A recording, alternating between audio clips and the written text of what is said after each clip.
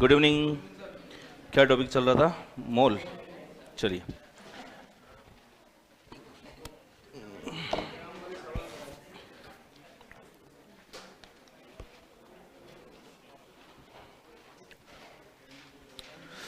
तो मोल की कुछ बेसिक बातें सीखिए फटाफट से।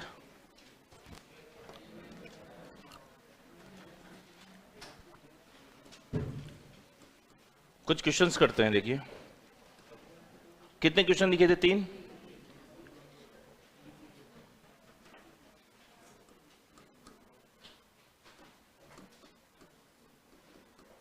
चौंतीस ग्राम अमोनिया में मोल की संख्या ज्ञात करो।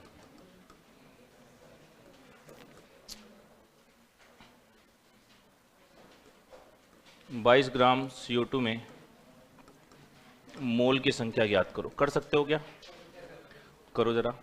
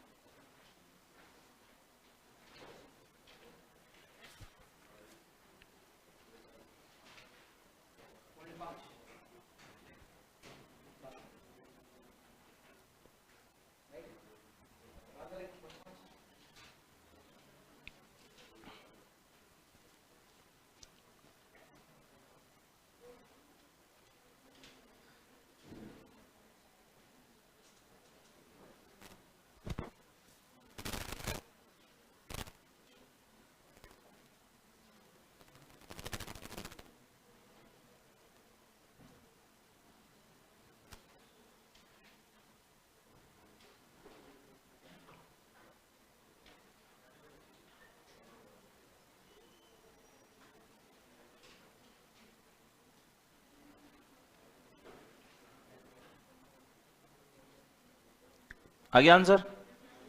चलो भाई बताओ, क्या क्या आंसर आया।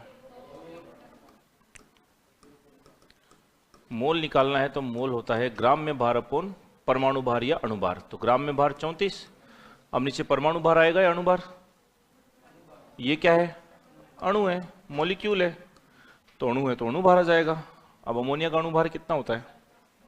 एक नाइट्रोजन का 14, एक हाइड्रोजन का 1, 3 हाइड्रोजन का 3, 14 + 3 17, तो 2 मोल आ जाएंगे। आ गए थे क्या सभी के? ठीक है, इसका सॉल्यूशन निकालिए। मोल बराबर ग्राम में भार कितना? 22 अपॉन अणु भार, तो इसका होता है 44, तो 1/2 मोल हो जाएंगे। आगे बात समझ में? चलो, ये तो बहुत इजी क्वेश्चन है। अब आपको क्या पूछा गया था वो देखते हैं।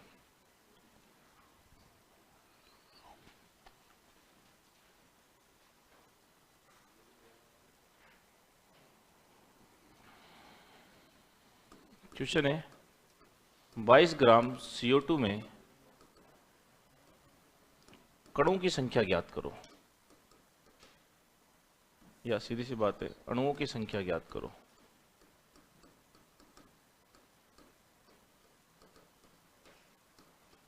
कर सकते हो क्या? करो जरा। ये आया हुआ क्वेश्चन है आपके रीट का।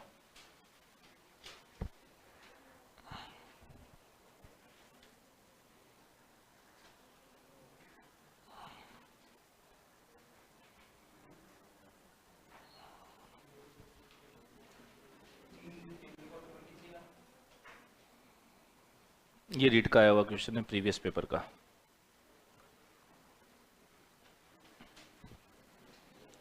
एक फाइल लगाना यार।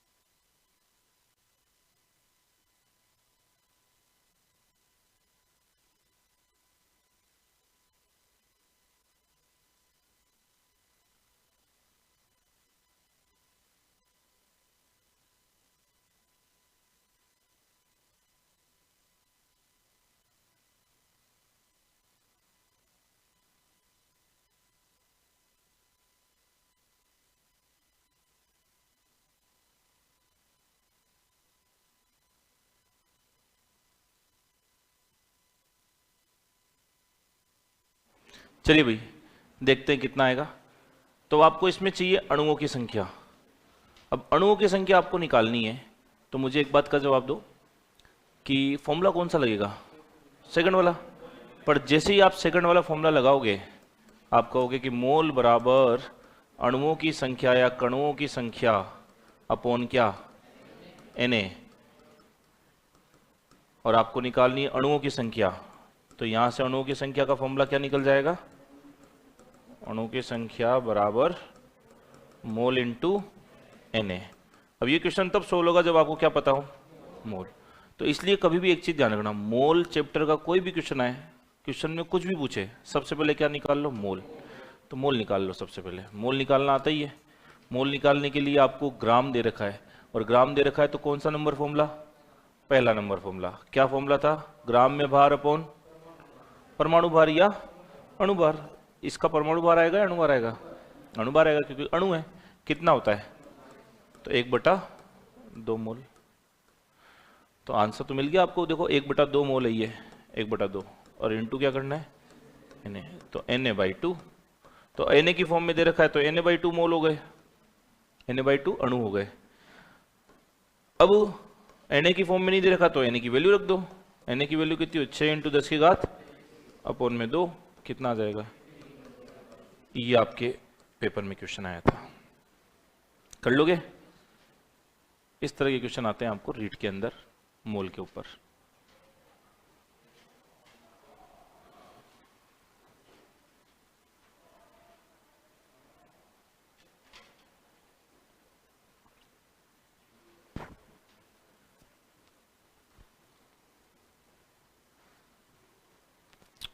कर लिया सोल्व? कॉपी कर रहे हो गई? हटाएं?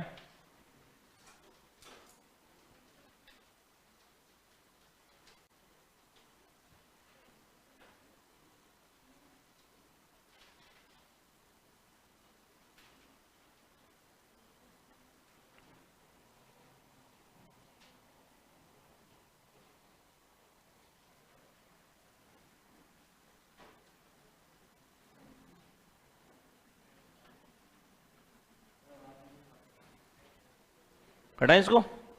चलिए, तो अब एक कॉन्सेप्ट समझो। देखो आप लोग, कभी भी ऐसा कुछ आ जाए तो आपको ये पता है कि मोल बराबर होता है ग्राम में भार अपॉन में परमाणु भार या अणु भार।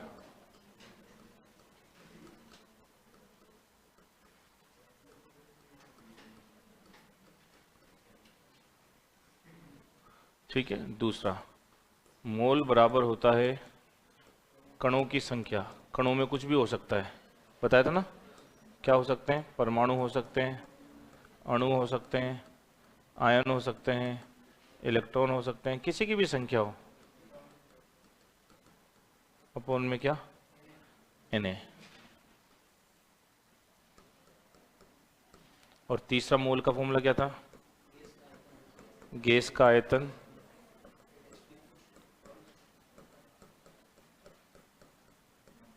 किस में? लीटर में, अपॉन में 22.4। ये किस पे है लेकिन? 8 STP। ये 3 फॉर्मूले हैं मेजर।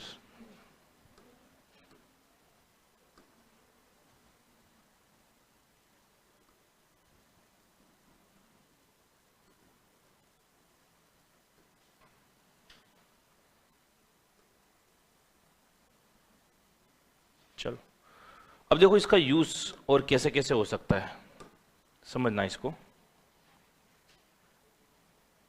अगर मुझे यहां से किसी का ग्राम में भार निकालना है, ग्राम में भार निकालना है, तो मुझे बताओ मैं फॉर्मूला क्या लिख सकता हूं? यहां से मोल इंटू परमाणु भार लिख सकता हूं क्या? तो मोल इंटू परमाणु भार, या क्या लिख सकता हूं? अणु भार। कोई दिक्कत? ये बात समझ में आ गई? ठीक। अगर यहां से मेरे को कणों की संख्या चाहिए तो कणों की संख्या अगर मुझे चाहिए तो फॉर्मूला हो जाएगा अपने पास यहां मोल इंटू Na। ठीक। ठीक है। अगर मुझे यहां से गैस का आयतन चाहिए तो, लेकिन ये गैस का आयतन जो आएगा वो किस पे आएगा, एसटीपी पर, तो वो कितना आएगा 22 मोल इंटू 22.4। इसमें कोई नई बात, ये तो पता है हमें।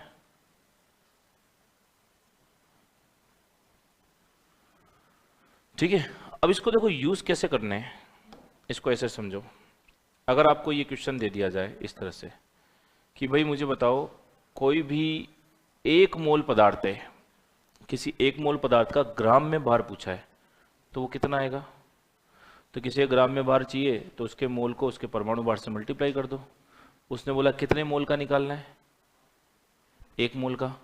तो एक मोल पदार्थ का ग्राम में भार कितना आएगा, जितना उसका परमाणु भार हो या अणु भार हो। अरे एक मोल का चाहिए तो मोल की वैल्यू 1 रख दो ना। तो मैं एक लाइन ये बोल सकता हूं क्या कि एक मोल, कोई भी एक मोल पदार्थ का भार, किसी भी एक मोल पदार्थ का भार, तो पदार्थ का भार निकालना है तो मोल की वैल्यू कितनी दे दी उसने 1, तो वो पदार्थ का भार किसके बराबर आता है, या तो उसके परमाणु भार के बराबर या अणु भार के बराबर। तो परमाणु भार या अणु भार के बराबर।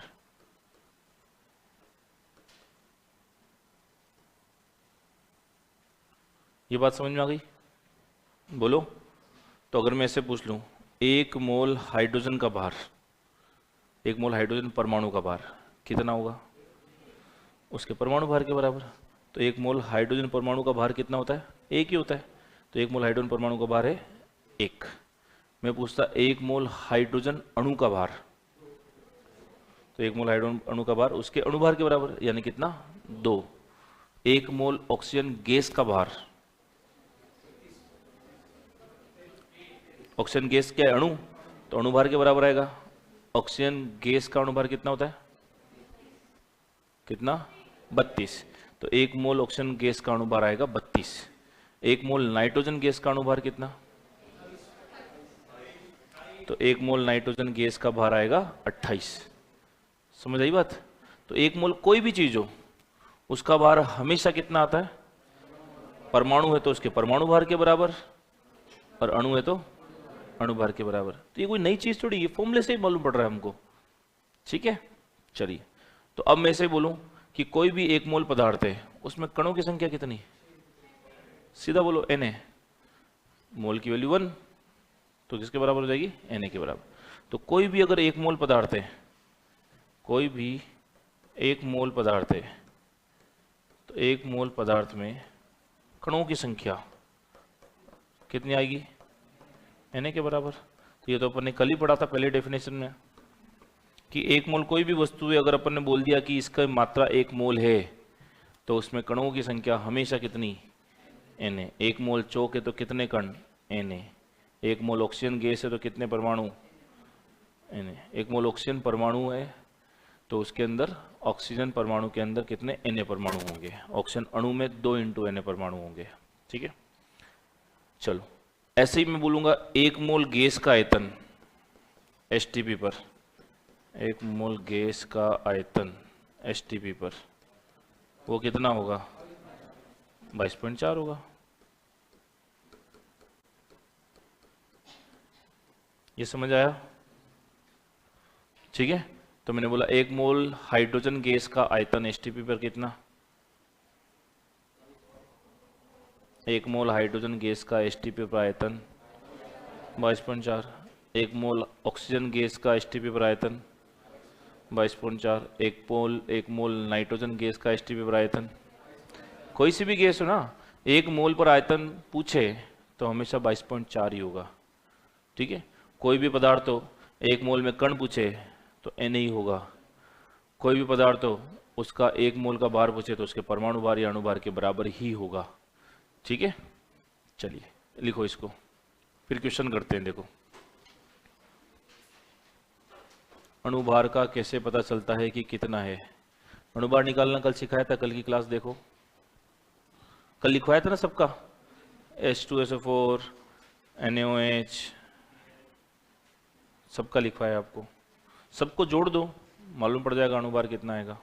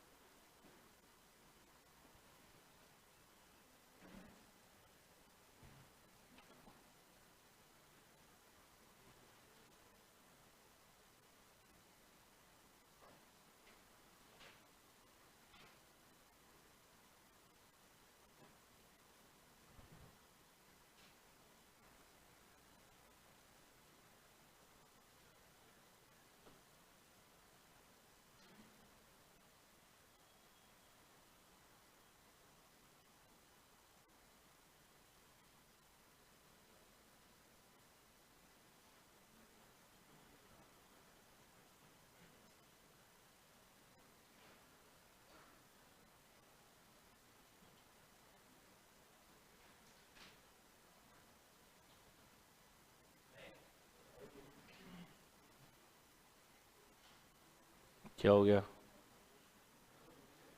रुक जाओ, 2 मिनट रुक जाओ।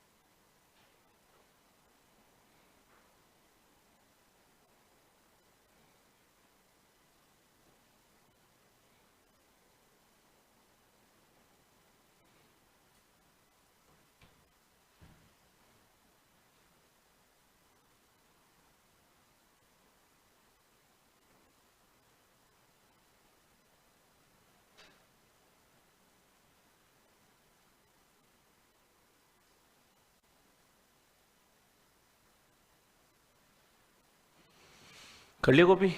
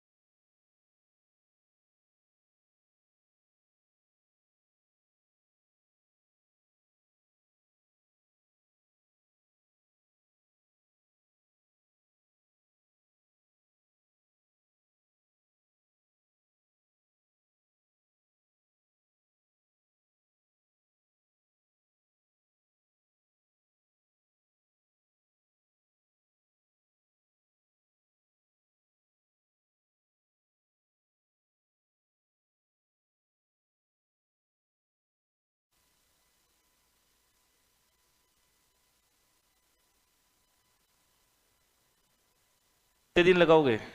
चलो क्वेश्चन करो इसके ऊपर, बाकी है, लिख लिया ना? चलो लिखो क्वेश्चन। अगर आपको ऐसा पूछा जाए कि 12 × 10⁻23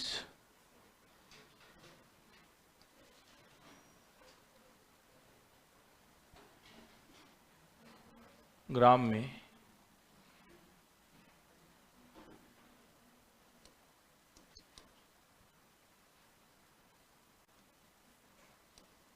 H2 में मोलों की संख्या ज्ञात करो।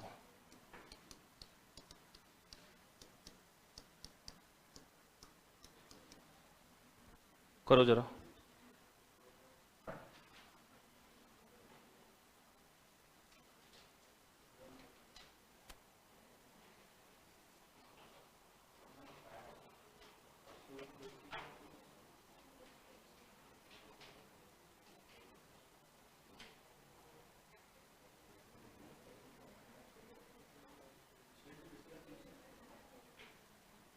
कितना आएगा? 6 इंटू 10⁻23। एक बच्चा निकाल रहा है 2 मोल। 2 मोल नहीं आएगा भाई। मोल निकालने, मोल का मतलब ग्राम में भार। ग्राम में भार कितना है?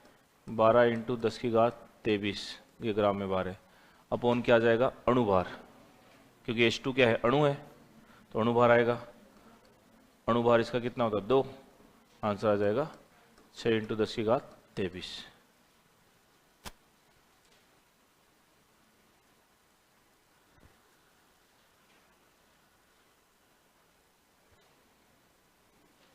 आ गया आंसर? चलो अगला क्वेश्चन करो।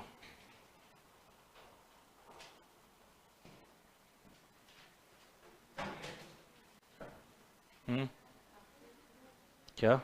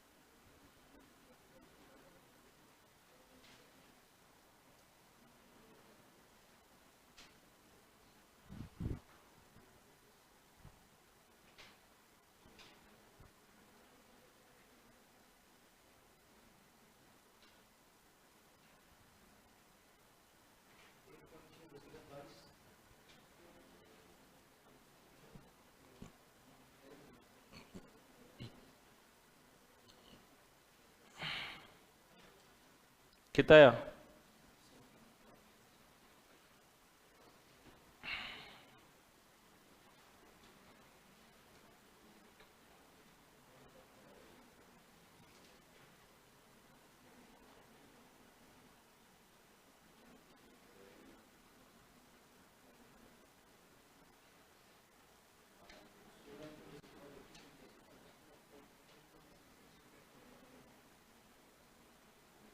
कौन सा कुछ फॉर्मूला लगा रहे हो? पहला या दूसरा या तीसरा? हाँ, पहला लगाएंगे ना फॉर्मूला। नालायक को, पहला फॉर्मूला लगाने के लिए क्या चाहिए होता है? पहला फॉर्मूला लगाने के लिए क्या चाहिए होता है? कब लगाते हैं? जब ग्राम में भार दो। ये ग्राम है क्या? तो पहला फॉर्मूला कैसे लगा दिया आपने? ये क्या है? संख्या। अणु है, अणु परमाणु। अणु परमाणु की संख्या के लिए कौन सा फॉर्मूला आता है? कौन सा आता है? दूसरा। 12 इंटू 10⁻23 अपॉन में Na। Na कितना है? 6 इंटू 10⁻23। 2 मोल आ जाएंगे।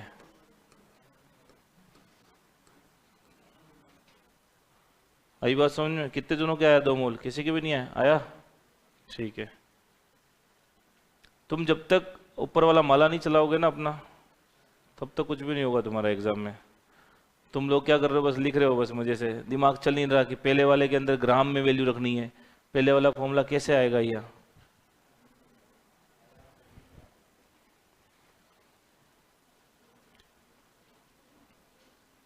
अगर ये यहाँ पे मैं देता कि ये ग्राम में वैल्यू है, तब आप पहला फॉर्मूला यूज करते हैं, क्योंकि ग्राम में भार है वो। ये भार थोड़ी, ये तो अणु की संख्या है। ठीक है, कर लोगे? चलो अगला क्वेश्चन करो, देखते हैं देखा कितना समझ आया। लिखो भाई अगला क्वेश्चन। पहले तो ये पता लगाना सीखो कि फॉर्मूला कौन सा लगेगा। कौन सा? दूसरा? तीसरा? कैसे पता पड़ा?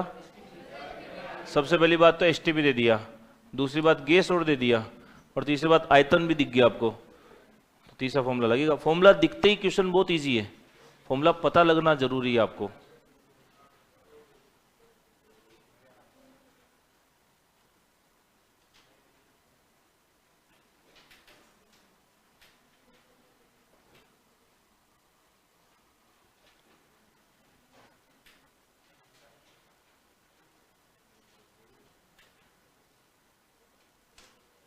आया आंसर? बताओ। 44.8 डिवाइड बाय 22.4। दो। अब तो बचा क्या है क्वेश्चन में? अब तो भाग करना है बस, और क्या, 2 बार कर लोगे? चलो अगला क्वेश्चन करो, फिर देखते हैं।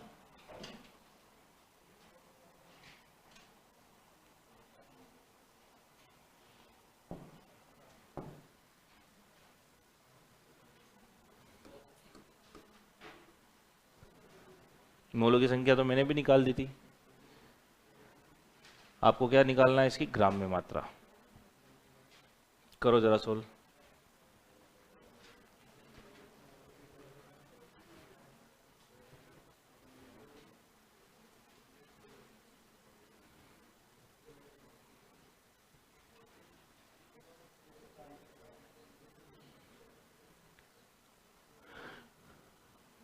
एक 140 के आसपास, 42।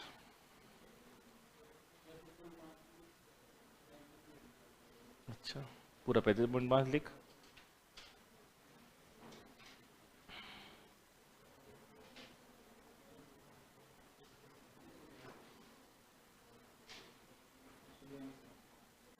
आ गया?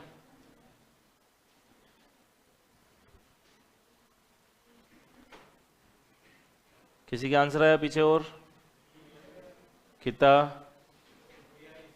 143, 42, ठीक है। और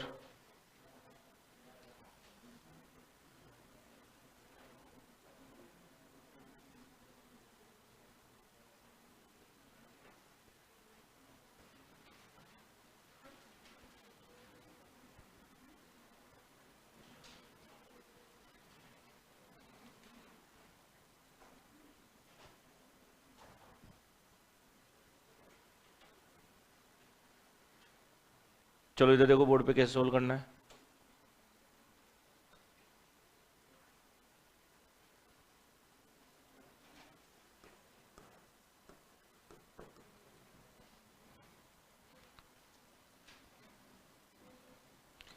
तो आपको इसकी ग्राम में मात्रा चाहिए और मोल चाहिए। मोल तो आपने निकाल ही लिए, मोल बराबर ग्राम में भार। ग्राम में भार, ग्राम में भार है ही नहीं, तो कौन सा फॉर्मूला लगेगा? दूसरा, कणों की संख्या अपॉन Na। कणों की संख्या कितनी? 12 × 10 की घात 23 अपॉन Na। कितनी है? 6 × 10 की घात 23। कितने? 2 मोल, ठीक है। अब आपको निकालना है किसी का ग्राम में मात्रा, तो ग्राम में मात्रा निकालने का फॉर्मूला बताया था अभी, मोल इंटू अणुभार। तो मोल इंटू अणुभार, अणु है तो अणुभार आ जाएगा। मोल कितने हैं इसके? 2 मोल। अणुभार, अणुभार कितना होता है क्लोरीन का? 1 क्लोरीन का होता है 35.5। 2 क्लोरीन का हो जाएगा 35.5 × 2। तो ये कितना हो गया? 70, 71 × 2, 142 ग्राम।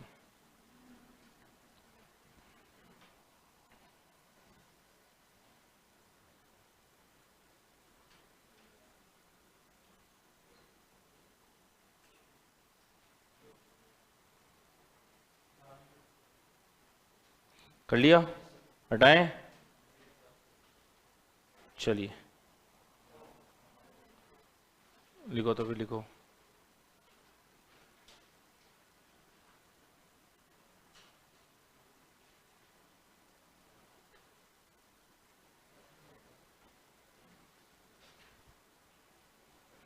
आपके आया हुआ है रीट में मोल के ऊपर क्वेश्चन, इस तरह का आना चाहिए आपको।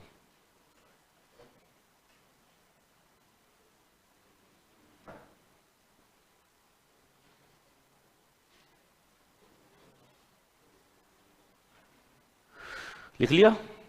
चलिए अगला देखते हैं।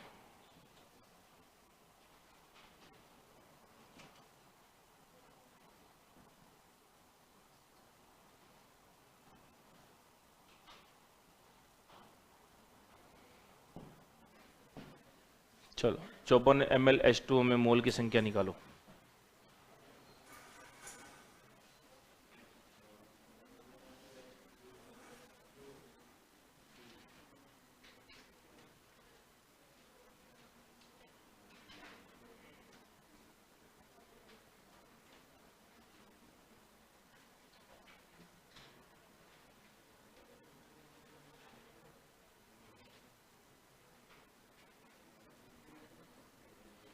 देखो सबसे पहले पता ये लगना चाहिए आपको कि फॉर्मूला तीनों में से कौन सा लगेगा। अब मेरे को बताओ कोई ml का फॉर्मूला है क्या आपके पास? नहीं है, ठीक है। तीसरा फॉर्मूला इसमें लगा नहीं सकते क्योंकि एसटीपी इन दे रखा, काम खत्म। दूसरा फॉर्मूला इसमें लगेगा नहीं, कणों की संख्या नहीं है। फॉर्मूला बचा एक ही, लेकिन उसमें दिक्कत है कि उसमें चाहिए होता है ग्राम में, और यहां दिया है किसमें? ml में। तो इसके लिए आपको एक कॉन्सेप्ट सीखना है, वो कॉन्सेप्ट ढंग से समझना। आप देखो, चलो इधर समझो। आपको ये पता है कि डेंसिटी ऑफ वाटर, जल का घनत्व कितना होता है? ऐसा कुछ पढ़ा है क्या फिजिक्स में? 4 डिग्री सेंटीग्रेड पे मैक्सिमम होता है। ये पूछा ही नहीं था मैंने तो ये पूछा था जल का घनत्व का मान कितना होता है। ये थोड़ी पूछा था कितने डिग्री सेंटीग्रेड पे मैक्सिमम होता है, 4 या 3.5 कहीं पढ़ा था? हाँ तो गलत पढ़ा है। देखो इधर, जल का घनत्व होता है कितना? 1, न 4 न 3.5 न 3.2 और 2.9 तो बिल्कुल नहीं होगा। तो जल का घनत्व होता है 1 और 1 ग्राम पर सेंटीमीटर क्यूब होता है, ठीक है। पहले तो मुझे बताओ फिजिक्स में चल क्या रहा है टॉपिक? यूनिट पढ़ा दी? यूनिट निकालते टाइम डेंसिटी की यूनिट निकालनी बताई, घनत्व की यूनिट निकालनी बताई। घनत्व क्या होता है फॉर्मूला? डेंसिटी बराबर मास अपॉन वॉल्यूम। ये पता है क्या?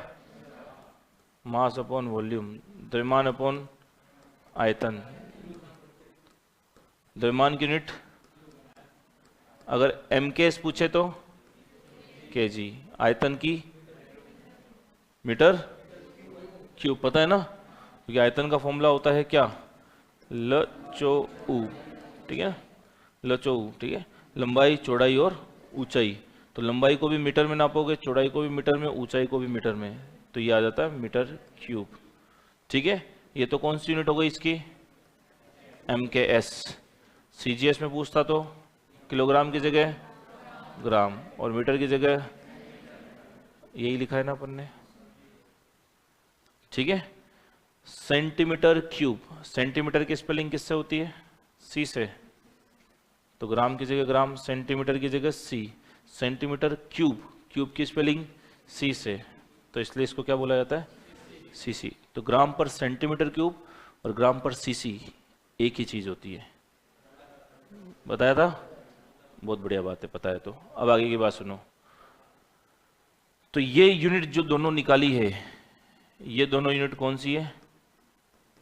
सीजीएस, और ये जो यूनिट है वो एमकेएस। अब वाटर की डेंसिटी सीजीएस में कितनी होती है? 1 होती है, 1 ग्राम पर सीसी।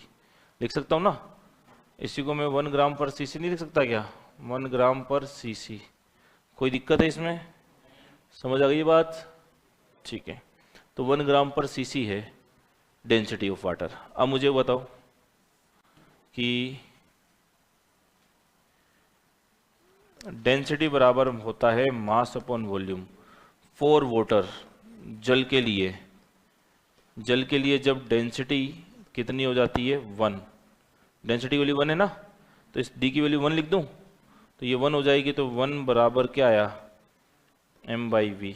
इससे क्या मतलब समझ में आया, m बराबर v, मास बराबर वॉल्यूम।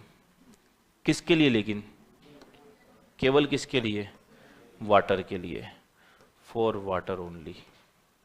तो अगर जल अगर बोला जाए तो जल में जितना उसका मास होता है वही उसका वॉल्यूम भी होता है, या जल में जितना वॉल्यूम दिया होता है उसी को क्या माना जा सकता है, उसका मास माना जा सकता है।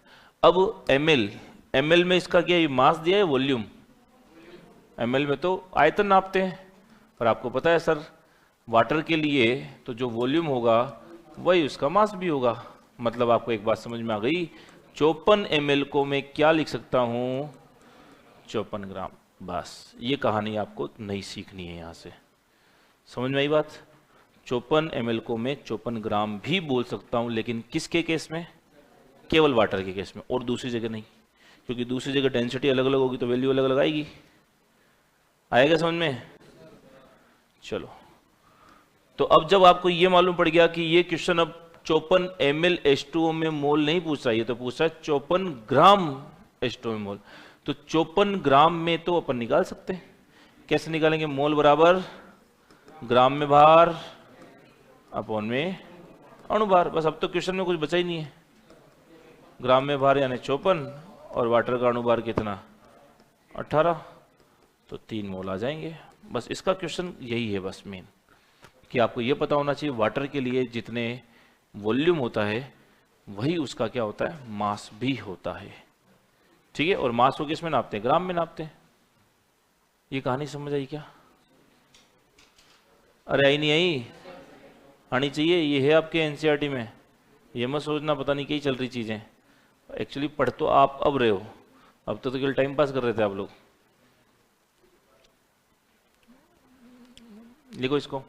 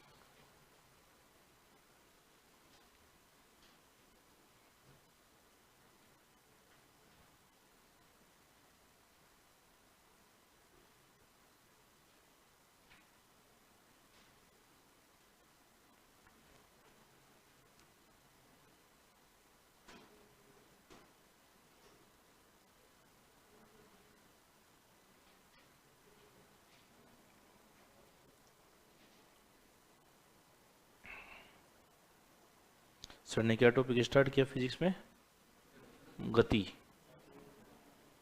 गति में तो जागा रहे होंगे फिर तुम्हारे फिजिक्स में, जब इतनी सी मैथमेटिक्स में तुम्हारी हालत हो गई। वहां तो न्यूमेरिकल करोगे तो फिर और ज्यादा दिक्कत आएगी आपको, इसलिए मैथमेटिक्स सही करो थोड़ी सी।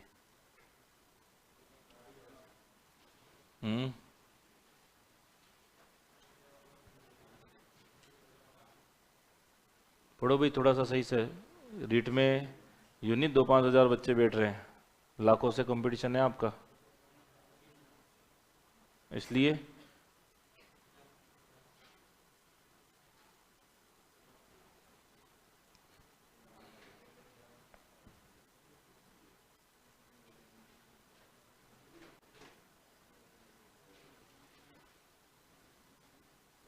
कर लिया क्या।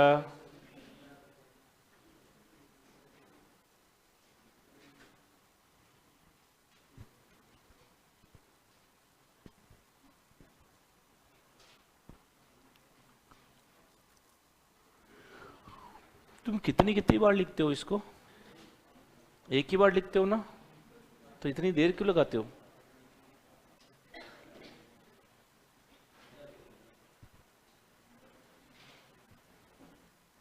हटाएं,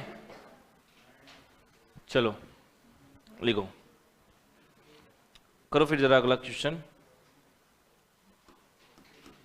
1 लीटर, कितने लीटर? 1 लीटर जल में उपस्थित मोलों की संख्या ज्ञात करो। कर सकते हो क्या? हैं? चलो आंसर निकालो। जो इसका आंसर निकालेगा वो सबसे ज्यादा इंटेलिजेंट है।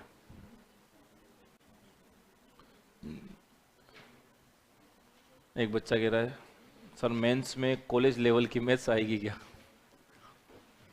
अरे तुमको रीट में कॉलेज लेवल पूछेंगे तो कॉलेज के एग्जाम में क्या पूछेंगे?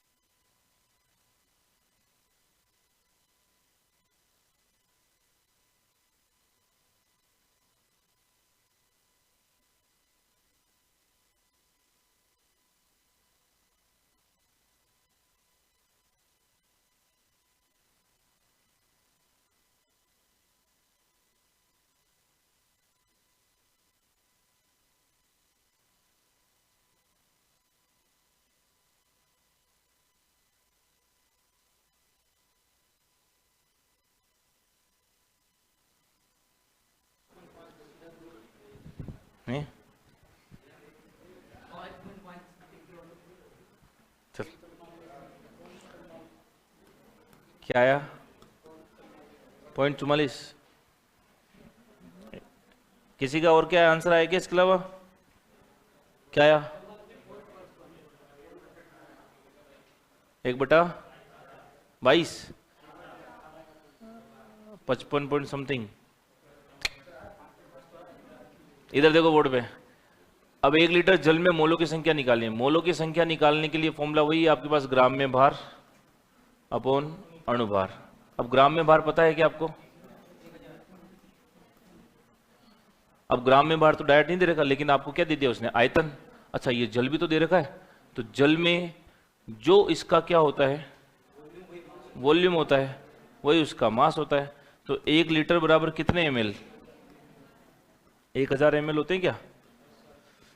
तो जो इसका मास होगा, जो इसका वॉल्यूम होगा, वही इसका मास भी तो होगा। अरे हाँ है ना? तो जो इसका वॉल्यूम दे रखा है आपको, वही इसका मास भी होगा। तो वॉल्यूम इसका 1000 ml है, तो यही कितने ग्राम मास के बराबर होगा? 1000 ग्राम के बराबर होगा। तो ये 1000 ग्राम निकाल लिया था क्या? फिर तो बचा ही क्या क्वेश्चन में? 1000 अपॉन अणुभार कितना होता है? तो उल्टे सुल्टे आंसर क्यों आ रहे हैं? 55.5 आएगा सीधा। यही आ रहा है।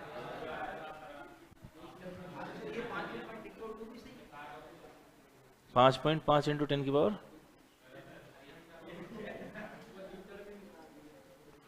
5.5 इंटू 10 की पावर 2 है ना? ये ले पॉइंट उड़ा 10, तो ये कितना बन गया? 55 इंटू 10 की घात 3, ये हो गया 55,000। ये 55,000 है? अच्छा सॉरी, 1 आएगा ना ये तो। 10 की पावर ये आएगा आपके 55 इंटू 10 की पावर 1, 10 की पावर 1 इन्हें 550। वही कहाँ आ रहा है?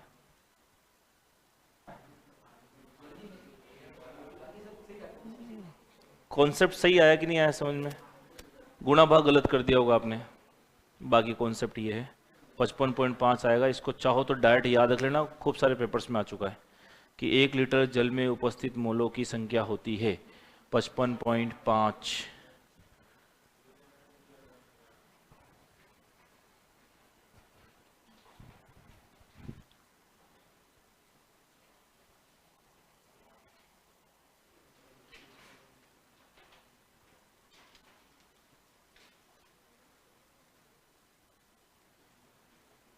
लिख दिया? चलिए अगली बात सुनिए।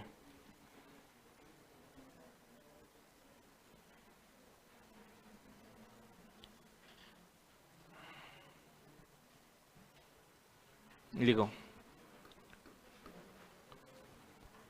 फर्स्ट ग्रेड में ये फर्स्ट पेपर में आया था, जी जनरल साइंस के पेपर में आया था क्वेश्चन लास्ट ईयर में। 52 ग्राम हीलियम में मोल की संख्या।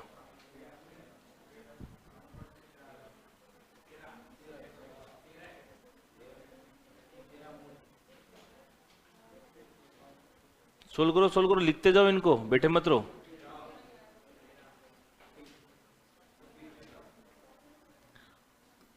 मोल बराबर ग्राम में भार अपॉन परमाणु भार। तो इसका 2 होता है, ऊपर 4 आता है, 4 13 मोल। ये फर्स्ट ग्रेड के फर्स्ट पेपर में पूछा गया था लास्ट ईयर, प्रीवियस पेपर में, जनरल साइंस के पेपर में, जीके में।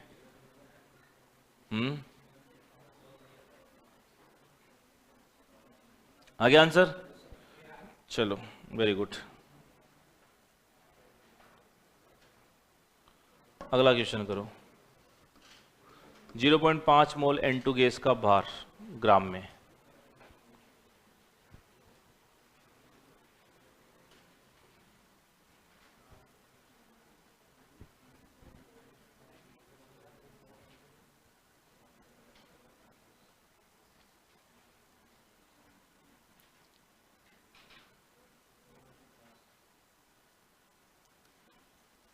दिमाग में केवल 3 फॉर्मूले चलने चाहिए, उनसे सारे क्वेश्चन सोल्व हो जाएंगे।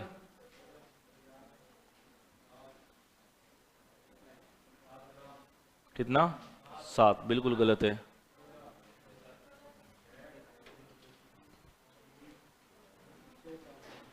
कितना है? 14 आएगा आंसर, 14 ग्राम। जल्दबाजी मत करो, गुणा भाग सही करो। कुछ भी नहीं है इन क्वेश्चंस के अंदर, और इस तरह के क्वेश्चन आ रहे हैं आपके रीट में। 14 आ जाएगा। तो पहले 7 कैसे आ गया था? गलत मत करो गुणा भाग। आपने देख लिया इस बार, अगर पिछली बार का रीट का पेपर दिया हो, पॉइंट नंबरों से बच्चे रहे। सोचो, एक नंबर में तो पता नहीं कितनी रैंक ऊपर नीचे हो जाएगी आप लोगों की। गुंजाइश नहीं है आपके पास गलती करने की। गलती मत करो, ये वो क्वेश्चन है हर जना सही कर आएगा। मोल बराबर होता है ग्राम में भार अपॉन परमाणु है तो परमाणु भार, अणु है तो अणु भार। ये N2 क्या होता है? अणु होता है, तो नीचे अणु भार आ जाएगा। अब इस क्वेश्चन में दिया क्या है? मोल दे दिए क्या, यानी ये दे दिया। भार पूछा है, यानी ये निकालना है। ये कैसे निकालेंगे?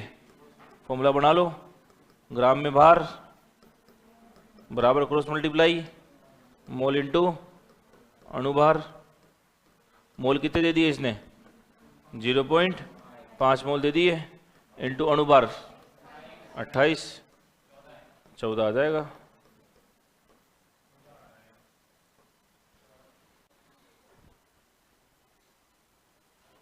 प्रैक्टिस है, देखो इस टॉपिक में कोई थ्योरी कुछ भी नहीं है, थ्योरी पूछता ही नहीं, कोई थ्योरी है ही नहीं इसमें, कुछ प्रैक्टिस है आपकी। कितनी अच्छी प्रैक्टिस है। बच्चा बार बार पूछ रहा है सर इसके अलावा और कौन सी बुक पढ़नी है, बताओ।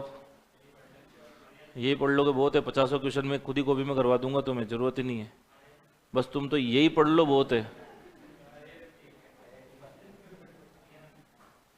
अरियन पढ़ोगे तुम कॉपी पढ़ लेना, बहुत है।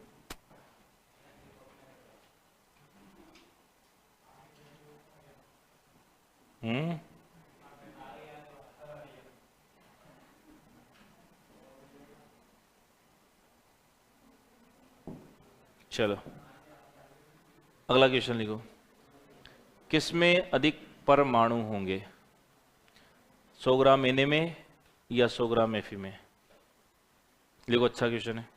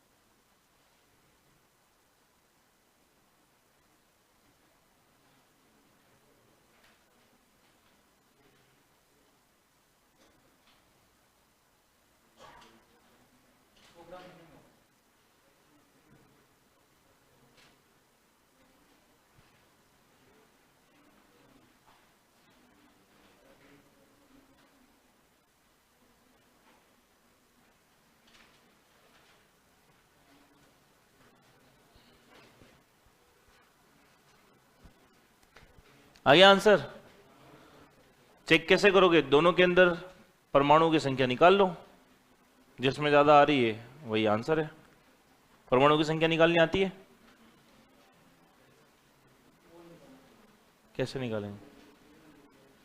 कौन सा फॉर्मूला, पहला या तीसरा?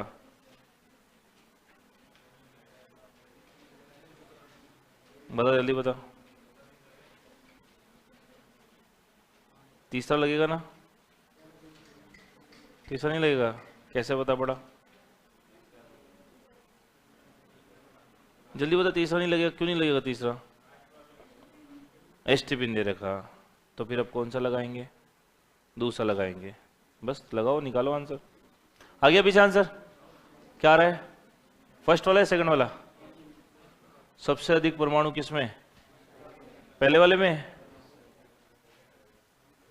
चलो चेक करते हैं। देखो, मोल के चैप्टर में आपको कोई भी क्वेश्चन पूछे ना, आप सबसे पहले क्या निकालो? मोल निकाल लो। सबसे पहले आप निकाल लो मोल।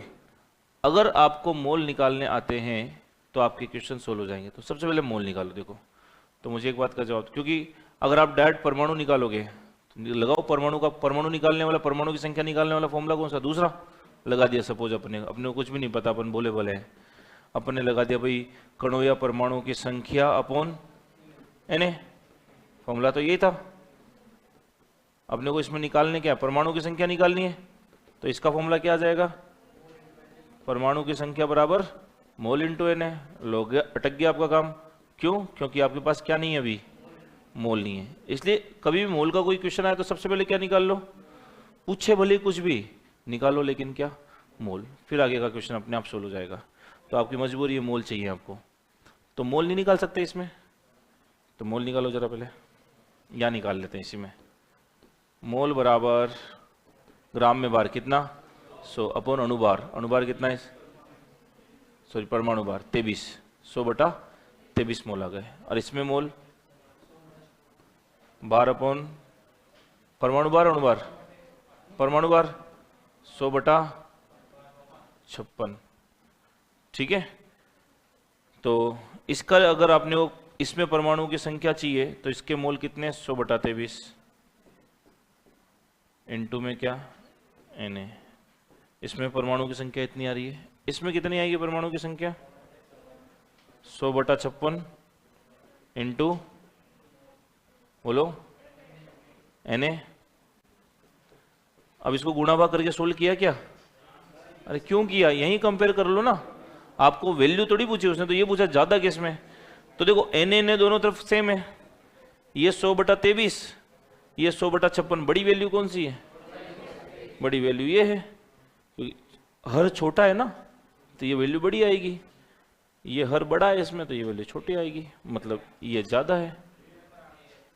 तो आंसर कौन सा है? पहला। तो इसमें अधिक होंगे, अधिक परमाणु होंगे। अब अगर एग्जैक्ट वैल्यू पूछी होती तो Na की वैल्यू रख दो, गुणा भाग कर लो। समझ में आया क्या? अरे बोलो, अधिक परमाणु होंगे।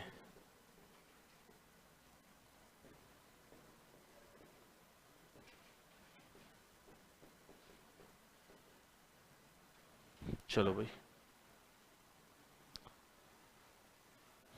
किसी को कोई डाउट? सबको समझ में आ गई ये बात? हाँ, किसको नहीं आई? कौन है? अरिहंत? तुम्हारा नाम अरिहंत है? सही में? चलो बहुत बढ़िया, हटाएं इसको। चलिए एक और क्वेश्चन करिए।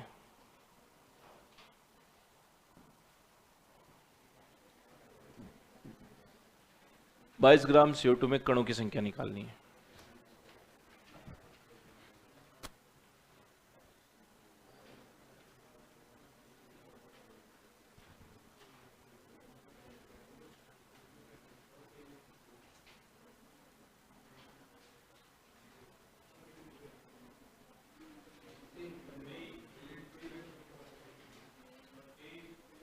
थ्री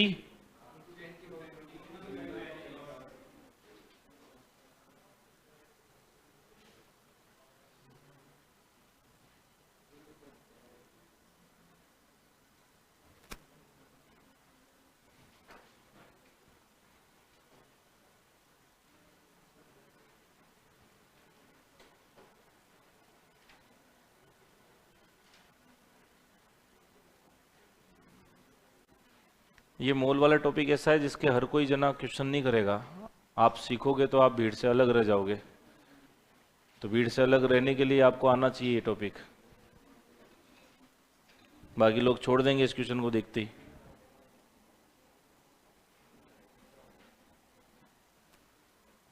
चलो देखते हैं क्या आएगा आंसर। सॉल्यूशन, कणों की संख्या चाहिए। कणों की संख्या निकालने का तो फॉर्मूला पता है। सेकंड नंबर वाला क्या आता है कणों की संख्या निकालने का फॉर्मूला? उस जैसे मोल इंटू एन ए। ठीक है, तो मोल निकालने पड़ेंगे अब अपने को। तो कोई सा भी क्वेश्चन है मोल निकाल के रख लो पहले। मोल क्या आएगा? ग्राम में भार अपॉन अणुभार। ग्राम में भार कितना? 22। अणुभार कितना? 44। कितना? 1/2 मोल। चलो ये तो हो गया काम। 1/2 मोल रख दो। 1/2 इंटू एन ए। अब एन ए की वैल्यू दे रखी है तो ठीक है। कितनी? 6 × 10⁻23। तो ये आ जाएगा 3 × 10⁻23।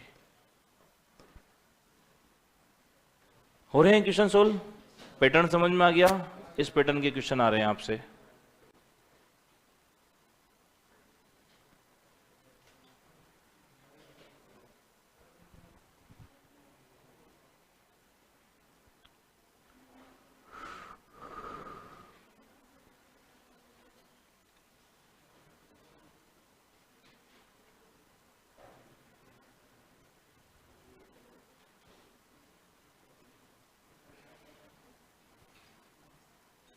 हटाया जाए? बोलो। चलो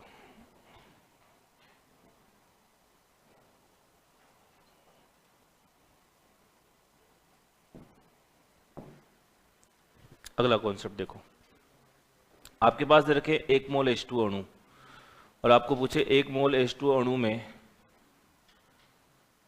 अणुओं की संख्या कितनी होगी? H2 अणुओं की संख्या कितनी होगी बताओ? एन होगी क्या? क्योंकि आपको बता रखा है 1 मोल कुछ भी हो उसमें संख्या पूछ ले तो एन। अब अणु में अणु ही पूछे तो ये H2 पूरा एक ही अणु है क्या? तो Na तो होती है और एक अणु है तो 1 × Na हो जाएगी। ठीक, अब इसी में पूछ रहा है 1 मोल H2 अणु में हाइड्रोजन परमाणुओं की संख्या। हाइड्रोजन परमाणुओं की संख्या बताओ कितनी होगी? तो 1 मोल कोई भी चीज हो, अणु हो, परमाणु हो, आयन हो, उनकी संख्या कितनी होती है? Na ही होती है। ठीक है, तो Na तो होगी, लेकिन इसमें H2O में हाइड्रोजन परमाणु कितने हैं? 2 ऑलरेडी हैं, तो क्या हो जाएगा? 2 × Na। ठीक है, ऐसे ही 1 मोल H2O में ऑक्सीजन परमाणुओं की संख्या बता दो। ऑक्सीजन परमाणुओं की संख्या, तो 1 मोल पदार्थ में किसी भी चीजों की संख्या तो होती है Na। अब इसमें ऑक्सीजन परमाणु पूछे, ऑक्सीजन परमाणु इसमें कितने हैं? 1 है ऑलरेडी, तो 1 × Na। समझ में आई क्या बात? तो मतलब आपको इन संख्याओं को भी मल्टीप्लाई करना पड़ेगा। दोबारा सुन लो एक बार, वापस सुन लो। देखो इतने आसानी से बचेगी नहीं, क्योंकि अपन ने जो इतने सालों में पाप किए वो एक दिन में थोड़ी धुलेंगे। जो अपन ने 12 साल तक पढ़ी है, 3 साल BSc की है, बीएड की है, किसी ने क्या किया है, 15, 16, 17 साल में जो मौज मस्ती की है, एक दिन में थोड़ी आएगी समझ में। तो मेहनत करनी पड़ेगी थोड़ी सी। देखो इधर, तो 1 मोल H2O, 1 मोल H2O में यानी 1 मोल कोई भी पदार्थ हो, उसमें अणु, परमाणु, आयन कुछ भी पूछा जाए, उसकी संख्या तो कितनी? Na। सबकी संख्या Na होगी। अब इसमें पूछा है कि अणु की संख्या, तो ये पूरा एक अणु है, तो पूरा एक अणु है तो अणु की संख्या 1 × Na। इसी में अगर हाइड्रोजन परमाणु की संख्या पूछता है तो हाइड्रोजन परमाणु ऑलरेडी कितने हैं? 2, इसलिए 2 × Na हो गई। और ऑक्सीजन की पूछी तो ऑक्सीजन ऑलरेडी कितना है? 1, तो 1 × Na हो गई।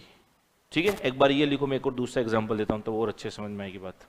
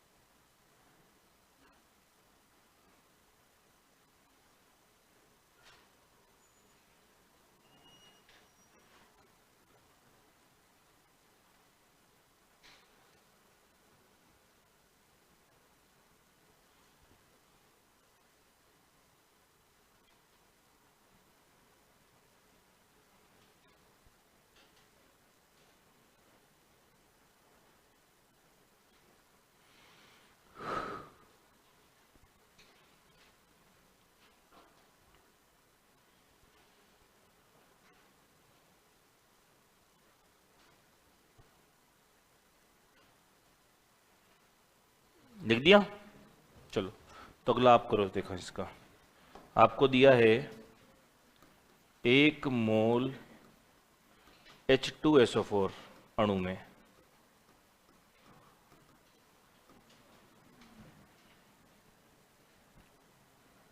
और सोल्व करना है आपको H2SO4 अणु की संख्या,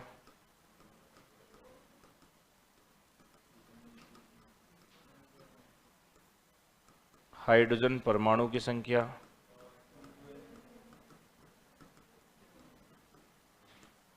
सल्फर परमाणुओं की संख्या,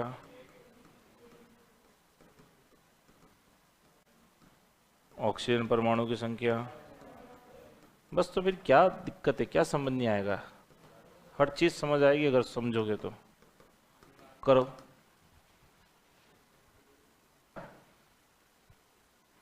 हाइड्रोजन मॉलिक्यूल की पूछे तो मॉलिक्यूल तो कितना होता है? पूरा 2 का मिलाकर के 1 है तो 1 से मल्टीप्लाई कर दो।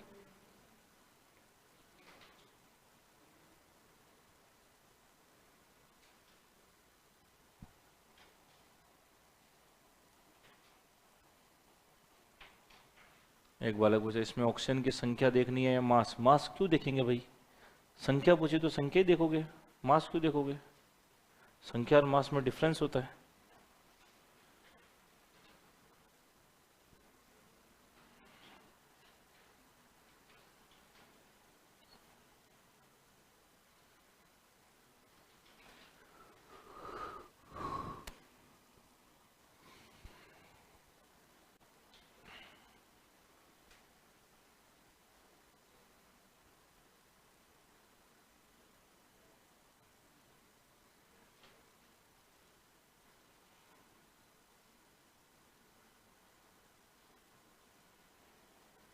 आ गया आंसर? चलो बताओ मुझे। 1 मोल में पूछा है तो 1 मोल में कोई भी चीज हो उसकी संख्या कितनी? Na। H2SO4 अणु पूछा है तो H2SO4 अणु तो पूरा ये एक ही है तो 1 × Na। ऐसे ही 1 मोल H2SO4 में हाइड्रोजन परमाणु की संख्या, तो हाइड्रोजन परमाणु की संख्या तो Na होगी। अब कितने परमाणु हाइड्रोजन के? ऑलरेडी 2, तो × 2। 1 मोल H2SO4 में सल्फर परमाणु, तो कोई सा भी परमाणु Na तो हुआ ही होगा। अब सल्फर कितना है यहाँ पे? ऑलरेडी 1 ही है तो 1 × Na। H2SO4 ऑक्सीजन परमाणु की संख्या Na होगी और ऑलरेडी कितना है ये? 4, तो 4 × Na। आगे के सभी का सही? Na 2Na Na 4Na Na 2Na Na 4Na। ठीक है, समझ आया मेथड? ये आपको दिमाग लगाना है। चलिए एक और बात,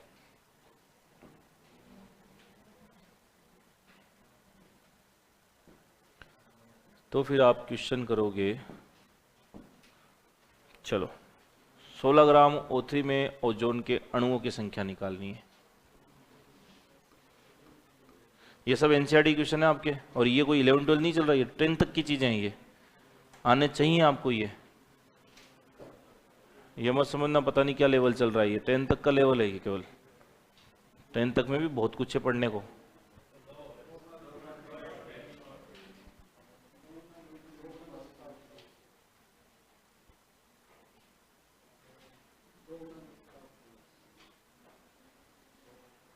देखते हैं।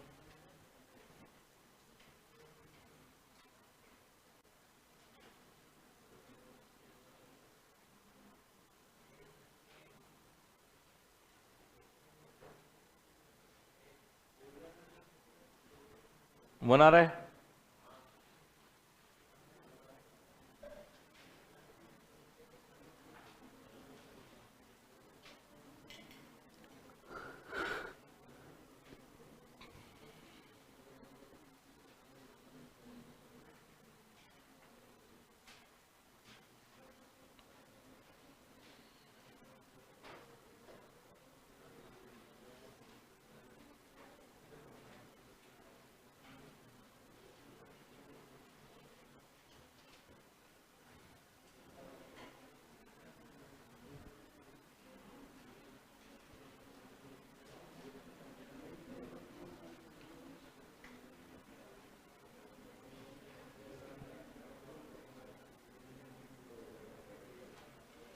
चलिए हो गया सोल्व,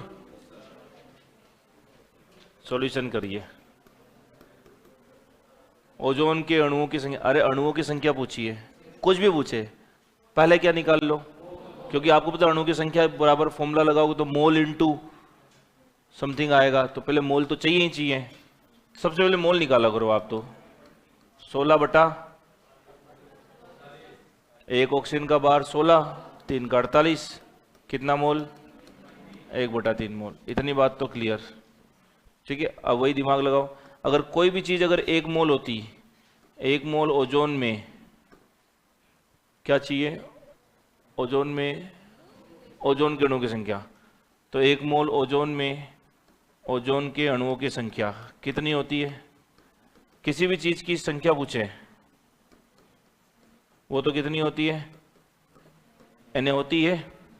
1 मोल में किसी भी चीज की संख्या कितनी होती है, Na होती है। अब उसने बोला है ओजोन के अणुओं की, ये ओजोन का अणु कितना है, 1 है क्या, तो 1 ही तो है, तो 1 × Na, एक ही बात है। हाँ अगर ये पूछता ओजोन की जगह ऑक्सीजन परमाणु की संख्या पूछता, तो ऑक्सीजन परमाणु ऑलरेडी कितने हैं, 3, तो मैं क्या करता, 3 × Na करता, ठीक है।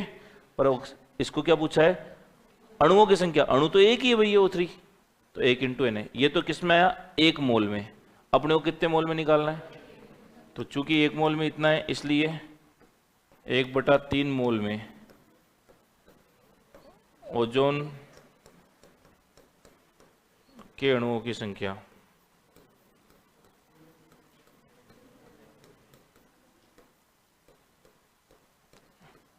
हाथों की दिमागों की प्लेटें ऊपर चली गई होगी अभी, इसमें गई क्या, आ रहा है समझ में, इसको समझने के लिए रोज पढ़ना पड़ता है भाई। Na/3 कितने जनों के आया था, आगे कितने जनों के, वेरी गुड, फिर ठीक है, फिर पढ़ाने से मतलब है, वो मुझे पता है इसलिए मैं यहाँ पे हूँ। चलो लिखो इसको, जल्दी लिखो।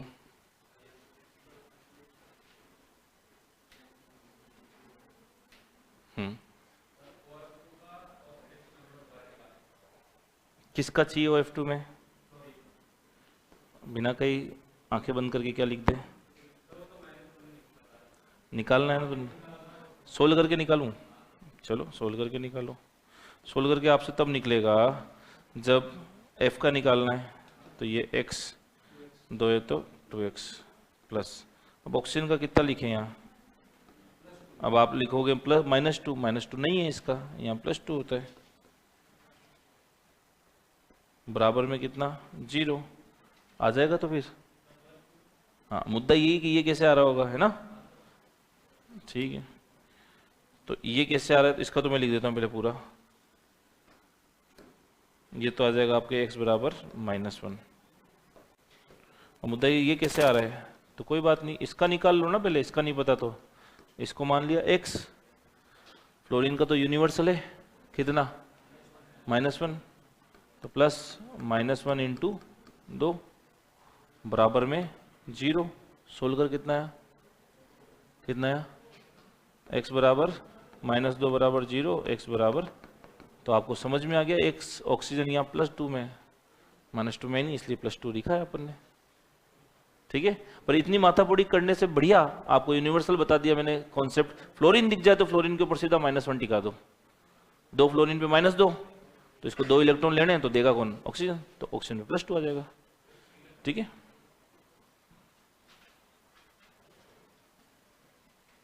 और बोलो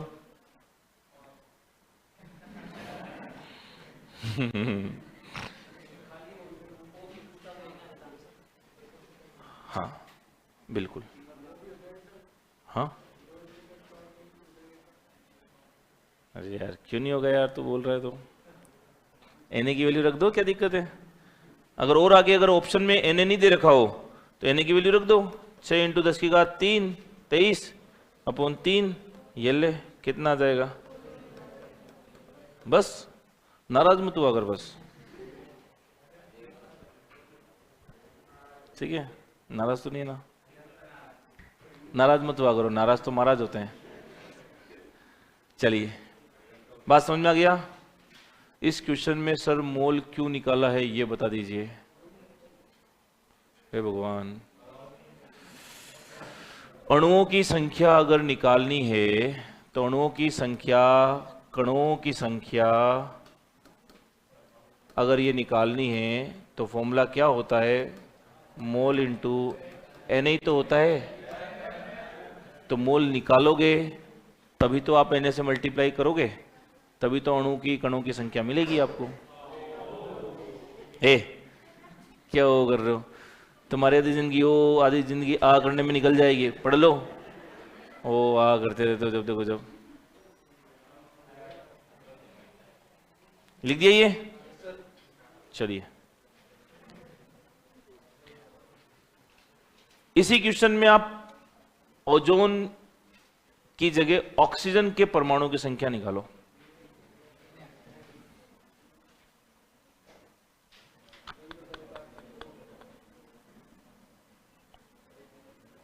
ऐसे ठीक है। ऑक्सीजन के परमाणु की संख्या पूछते तो ऑक्सीजन के परमाणु की संख्या यहाँ कितनी है, 3 इंटू एन है। तो 1/3 मोल में 1/3 इंटू 3 इंटू एन है, 3 से 3 कट जाता, आंसर आता एन है। बस ये डिफरेंस आया था। चलिए, तो हो जाएंगे मेरे हिसाब से अब आपसे क्वेश्चन ये। ठीक है, अगला देखते हैं, नेक्स्ट पॉइंट।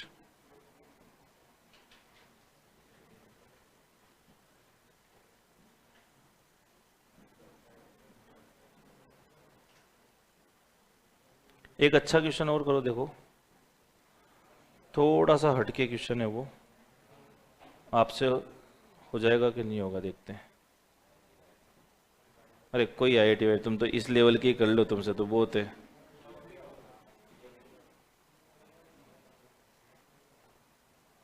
चलो मैं लिखा देता हूं आपको।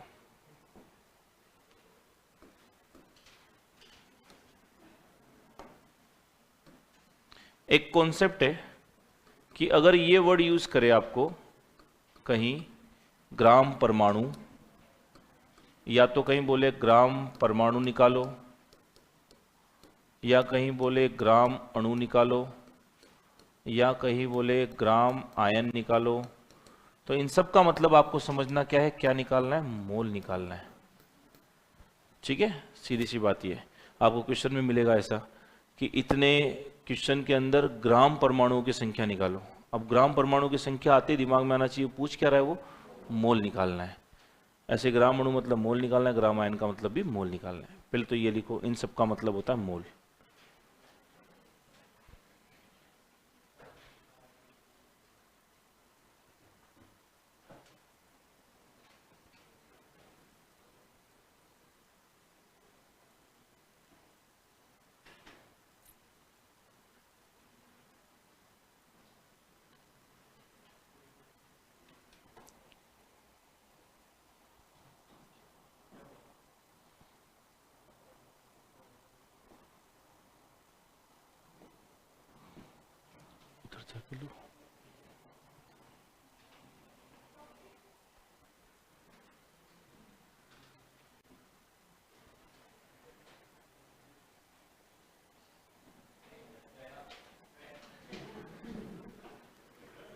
तुम पढ़ लो रे, दूसरों पे ध्यान कम दिया करो। गया आया, कितनी कितनी कितनी पढ़ी है तुम्हें पड़ोसियों की, है आ रहा है कि जा रहा है?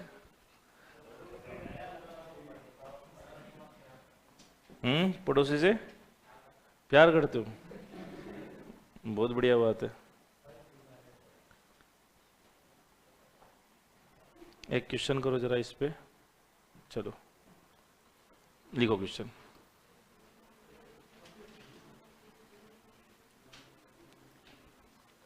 लिखो क्वेश्चन लिखो।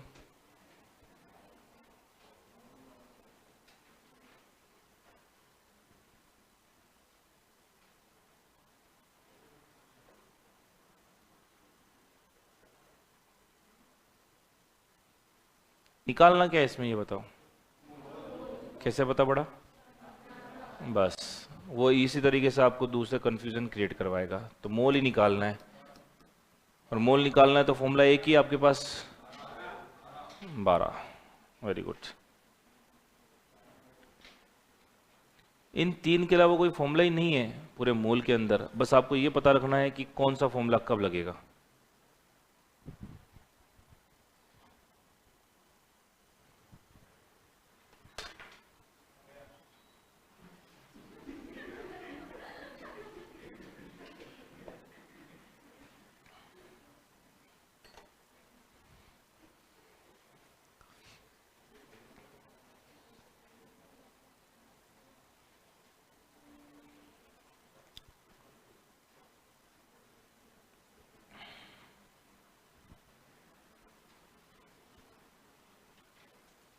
आगे आंसर,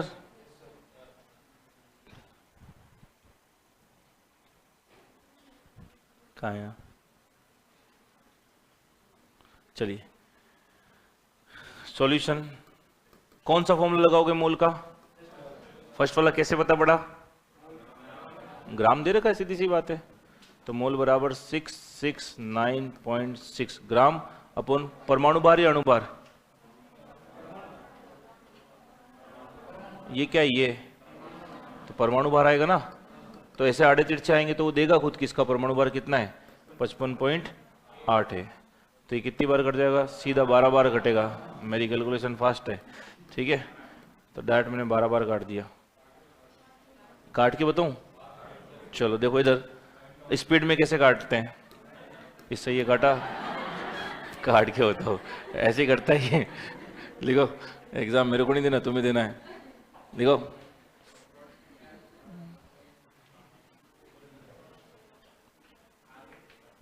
हो गया सोल्व? चलिए अगला क्वेश्चन करिए जरा।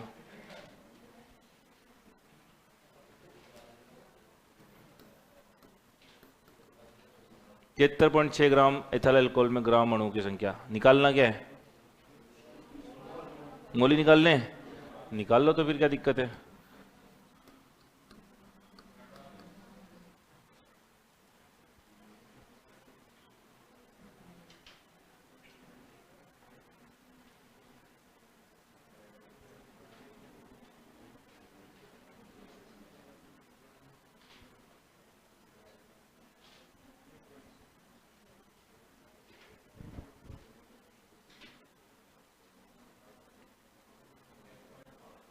कितना?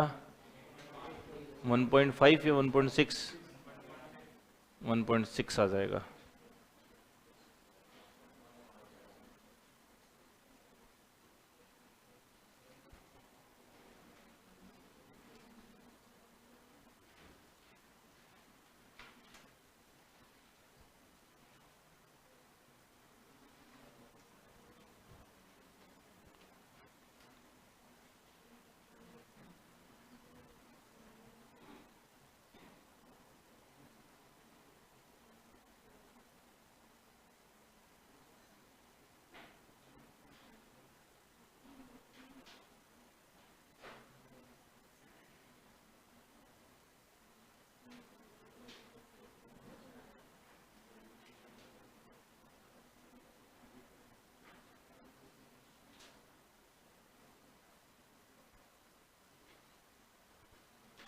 आगे आंसर, ठीक है। फॉर्मूला कौन सा लगेगा? फर्स्ट ग्राम में भार अपॉन अणुभार। इसका अणुभार निकालना बता ही रखा है, कितना आता है? लिखवा रखा है क्या? नहीं भी लिखा रखा हो तो निकालना आता है अपने उसका भार। C2H5OH, एक कार्बन का भार 12, 2 का 24, प्लस एक हाइड्रोजन का 1, 5 का 5, प्लस एक ऑक्सीजन का 16, प्लस एक हाइड्रोजन का 1, 46। ये आएगा 1.6 मोल।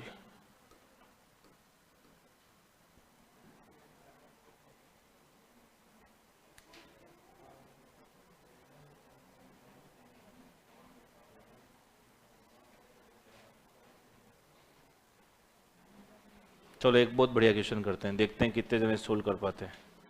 ये लिख दिया, लिखो। एक परमाणु में कितने ग्राम परमाणु होते हैं? 5 मिनट तो इस क्वेश्चन को समझने में लगेंगे आपको। क्या है ये?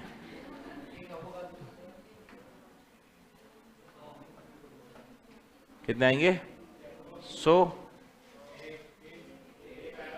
1 आएगा। बिल्कुल गलत है। पहले तो ये देखो कि आपको दे क्या रखा है इस क्वेश्चन में। 1 ग्राम परमाणु में कितने ग्राम परमाणु, ग्राम परमाणु मतलब क्या निकालने हैं, मोल निकालने हैं। तो 1 परमाणु में मोल निकाल सकते हो क्या? अपन तो उल्टा करते थे, मोल में परमाणु निकालते थे। अरे है ना, 1 मोल में कितने परमाणु? अरे एक नालायक, 1 मोल में कितने परमाणु? Na। इसने बोला 1 परमाणु कितने मोल में होंगे? तो सिंपल से इक्का लगाओ, देखो 1 किलोमीटर में कितने मीटर? 1000 मीटर। तो 1 मीटर में कितने किलोमीटर? 1/1000। यही कॉन्सेप्ट लगाना है इसमें। आ गया समझ में? बहुत इजी क्वेश्चन है, लेकिन मैक्सिमम बच्चे इसको पढ़ करके ही छोड़ देंगे। ठीक है, लगाओ आप पेन, चलाओ अपनी कॉपी में, फिर मैं करूंगा बोर्ड पे सोल्व। कॉन्सेप्ट बता दिया क्या लगाना है। क्वेश्चन इस बार उल्टा करके पूछा है उसने आपसे।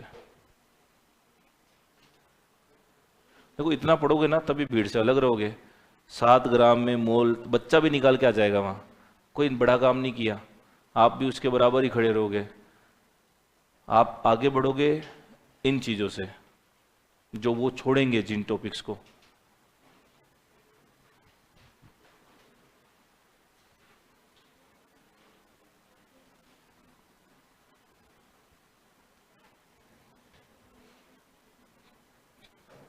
चलो इधर देखो बोर्ड पे, मैं सोल्व करता हूं। 1 परमाणु में उसने मोल पूछे। अपने को तो ये पता है कि 1 मोल में कितने परमाणु? 1 मोल में Na परमाणु। अरे 1.6 क्या रटते हो तुम, सीधा Na याद रखो ना। 1 मोल में Na परमाणु। मुझे 1 परमाणु में कितने मोल है वो निकालने। 1 परमाणु को ये रहने दो, कितना आएगा? 1/Na क्या? मोल। काम खत्म। यही तो उसने पूछा, 1 परमाणु में कितने मोल? 1 परमाणु में कितने मोल? कितने मोल होते हैं? 1/Na। तो 1 परमाणु में 1/Na मोल होते हैं।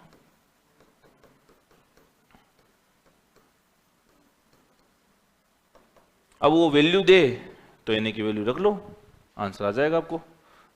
कर लो सोल्व, देखा कितना आता है। 1/6 इंटू 10 की घात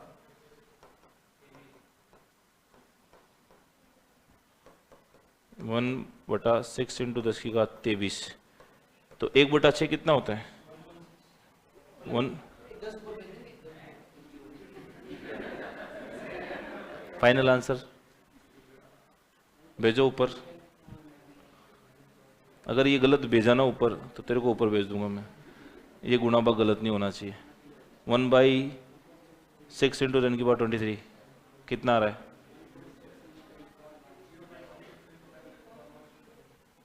1/6 होता है 0.16 है, 0.16। 1/6 तो यही होता है 0.16। अरे है ना, 10 की घात ऊपर चला गया तो -23। अब ऐसा दे रखा तो ठीक, नहीं तो बाकी आपने अच्छे लेवल पे आगे फिजिक्स पढ़ी हुई 11 12 पे, तो आपको पता है कि कभी ऐसे नहीं छोड़ी जाती संख्या। ये 1 के बाद पॉइंट शिफ्ट करके छोड़ा जाता है, पता है क्या ये? तो 1 के बाद पॉइंट आएगा तो पावर कितनी हो जाएगी? 22 होगी या 24? 24 होगी, ठीक है।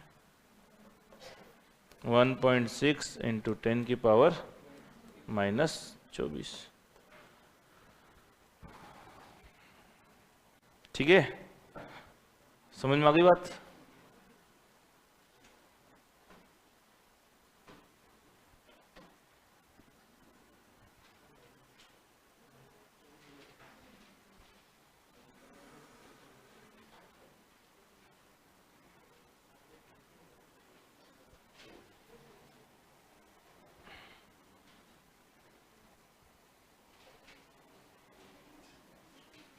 चलो हटाएं। ये हो गए आपके सारे मोल के, आपके इस लेवल तक के क्वेश्चन जो आपको पूछ सकता है। हालांकि क्वेश्चन तो बहुत इजी पूछ रहा है आपको, बट इतनी एटलीस्ट इतना 1-2 लेवल ऊपर आपको पता होना चाहिए। ये खैर बहुत ज़्यादा लेवल नहीं है, आपसे एग्जाम से मिलता जुलता लेवल ही है, लेकिन इतना आना चाहिए आपको। ठीक है, चलो एक लास्ट कॉन्सेप्ट सीख लो इसके अंदर। अगर आपके पास लिखा हुआ है नाइट्रोजन, तो नाइट्रोजन का मास कितना होता है? 14। अरे नाइट्रोजन बोला है, नाइट्रोजन गैस नहीं बोला।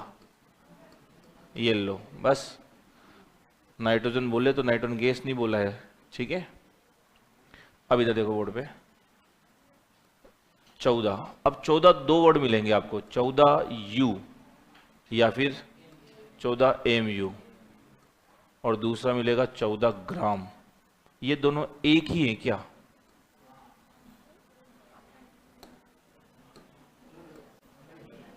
इन दोनों में डिफरेंस क्या है?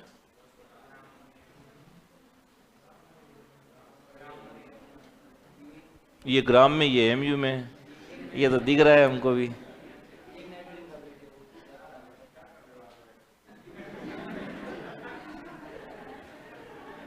ठीक है, समझो इधर, इसको समझना, थोड़ा सा दिमाग चलाना पड़ेगा आपको इसमें। MU का फुल फॉर्म क्या होता है? Atomic mass unit. अच्छा चलो पहले थोड़ी सी अक्कल लगा के बताओ, 14U बड़ा है 14 ग्राम बड़ा है?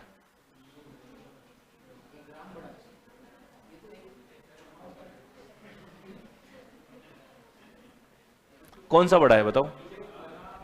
14MU बड़ा होता है 14 ग्राम? ग्राम बड़ा होता है, MU छोटी यूनिट है। अब थोड़ा सा समझोगे इसको, मतलब समझाएगा। MU का मतलब एटॉमिक मास यूनिट, यानी ये जो मास है वो किसका है? एक एटम का मास है।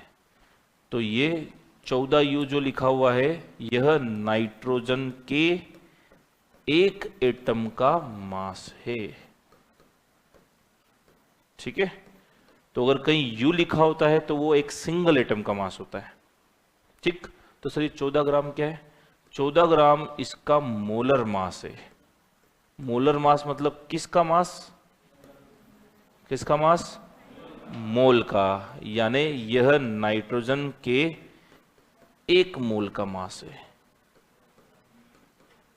अब सर इसमें क्या डिफरेंस हुआ? क्या डिफरेंस हुआ? डिफरेंस ये है कि अगर नाइट्रोजन का एक सिंगल एटम, एक अकेला एटम पकड़ के निकाल के लिया है आप कहीं से, तो उस सिंगल एटम का मास कितना आएगा? 14MU या 14U। ठीक है, लेकिन नाइट्रोजन के एक मोल आपने पार्टिकल ले लिए, नाइट्रोजन एक मोल ले ली। एक मोल मतलब कितने अणु, कितने कण? Na, यानी 6 × 10⁻23 नाइट्रोजन परमाणु। उनका मास कितना आएगा? 14 ग्राम। तो अक्कल लगाओ, ये बड़ा या ये बड़ा? ये बड़ा, क्योंकि ये तो एक सिंगल एटम का मास है, और ये ऐसे कितने 6 × 10⁻23, 6 × 10⁻23 एटम मिलेंगे तो उनका मास है। इसलिए उसको बोला मोलर मास, एक मोल का मास, जबकि ये ओनली एक एटम का मास है। डिफरेंस समझ में आया? तो आप जब वो 1 से 20 तक के तत्व लिख रहे थे, तो उनका जो मास लिख रहे थे, हाइड्रोजन का कितना लिखा था आपने? 1। तो उसकी यूनिट क्या थी? मतलब वो हाइड्रोजन के एक एटम का मास है, सिंगल एटम का। और अगर मैं ऐसे लिख देता था 1 ग्राम, तो वो हाइड्रोजन के एक मोल एटम्स का मास होता। पर वो एक आ ही नहीं पाएगा, क्योंकि ये तो एक एटम का मास ही है। तो एक मोल का भी क्या इतना ही होगा क्या? नहीं होगा। एक मोल का कितना होगा बताओ तुम्हें? क्या होगा? अवोगाद्रो संख्या से क्या करना पड़ेगा? गुणा करना पड़ेगा। तो इससे ज्यादा आएगा वो। आई समझ में? अब आ गई? आनी चाहिए। देखो आपको भीड़ से अलग होना है ना, इतना आना चाहिए। लिखो इसको, फिर एक क्वेश्चन और इस पे करते हैं।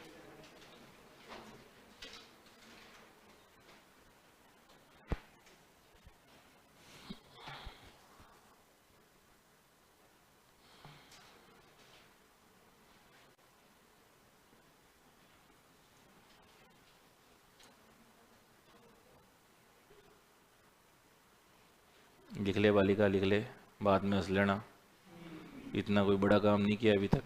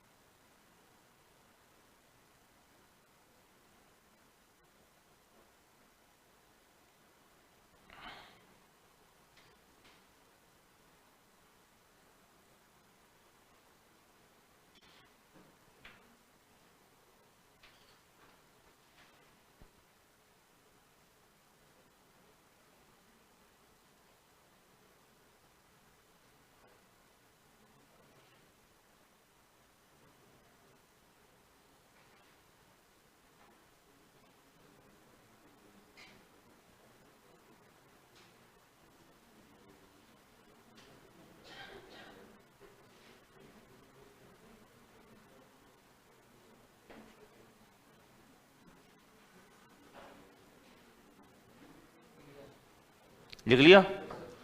चलो तो इसको आप ऐसे दूसरे तरीके से समझ लो। और मैंने लिख दिया आपके लिए ऑक्सीजन। ऑक्सीजन का मास कितना? 16 AMU और 16 ग्राम। क्या क्या मतलब है इनके?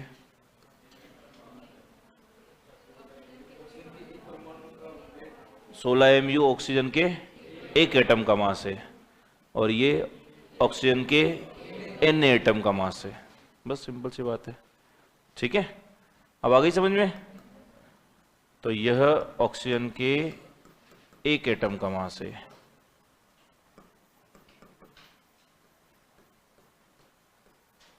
और यह ऑक्सीजन के Na एटम। Na एटम मतलब कितने एटम? 6 × 10⁻23 एटम का मास है।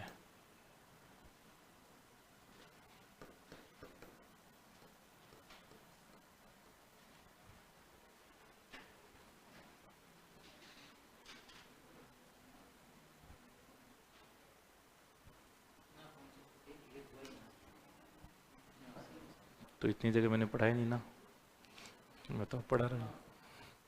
इसको आप किसी भी लेवल पे जाके पढ़ा दो, कहीं नहीं अटकोगे। अब नहीं लगेगा, डर से डरेगा, डर खुद डरेगा अब मूल से।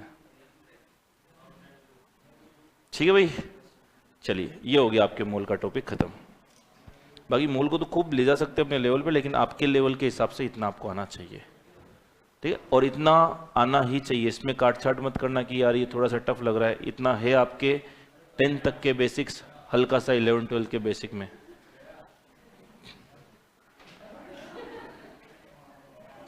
ऐसे हरकतें मत किया करो तुम लोग, पढ़ाई में ध्यान दे लो। बाद में यही करना है, जब पास नहीं होंगे तो गया आया, उड़ गया चला गया। पढ़ाई में ध्यान दे लो, ठीक है? एक दो टाइम सही लगती है मस्ती मजाक, बार बार होती ना तो फिर वो अपना लेवल वो नहीं है। इसलिए ऐसा काम मत करो। अपन लोग पढ़ने आए हैं तो पढ़ाई करें।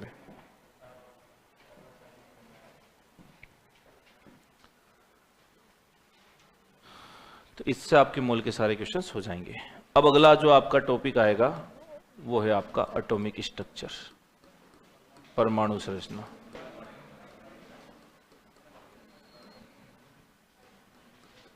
कल पढ़ोगे?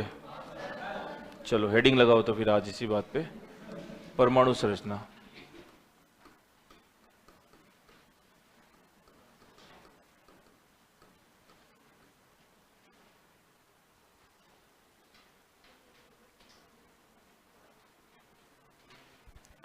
परमाणु के बारे में कुछ इसकी चैप्टर की बेसिक बातें तो आप परमाणु अणु में कर चुके हो, जो आपका पहला टॉपिक था सिलेबस का।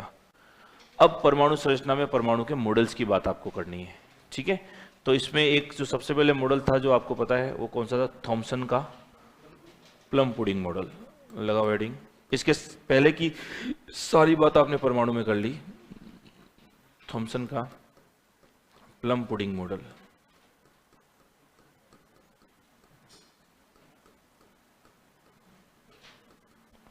इसी का एक और नाम है क्या, कौन सा, तरबूज मॉडल भी कहते हैं, वाटरमेलन मॉडल।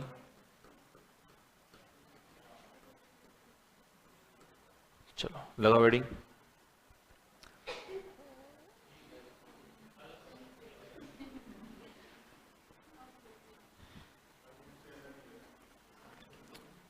सुनो देखो क्या है ये मॉडल था। इसने क्या बोला था कि जो परमाणु है वो कैसा एक धनावेशित गोला है। जो परमाणु है वो एक धनावेशित गोला है।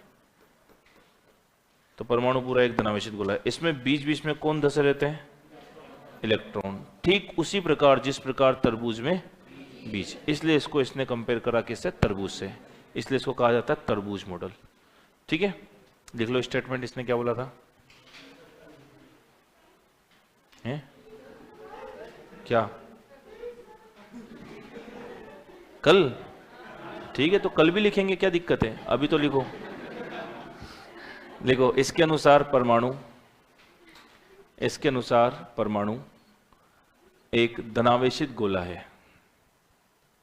इसके अनुसार परमाणु एक धनावेशित गोला है।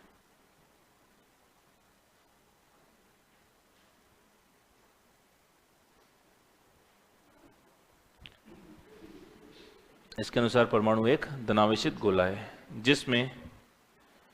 जिसमें इलेक्ट्रॉन बीच बीच में धसे रहते हैं।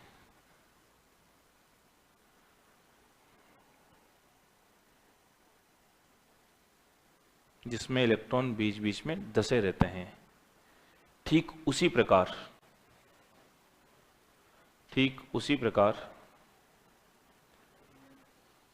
जिस प्रकार तरबूज में बीज,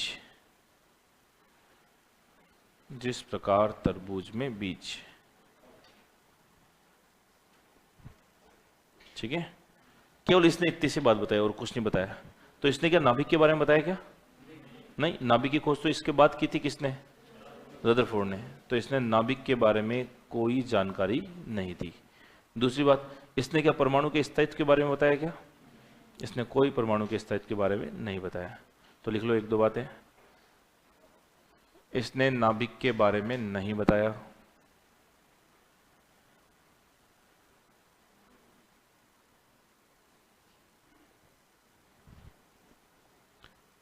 और अगला लिखो, परमाणु के स्थायित्व की व्याख्या नहीं की, या परमाणु के स्थायित्व को भी नहीं समझा पाया।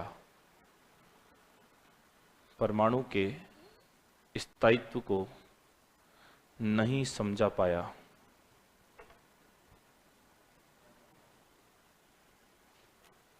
ठीक है भाई, ठीक है। तो फिर अगला लिखो, रदरफोर्ड का परमाणु मॉडल।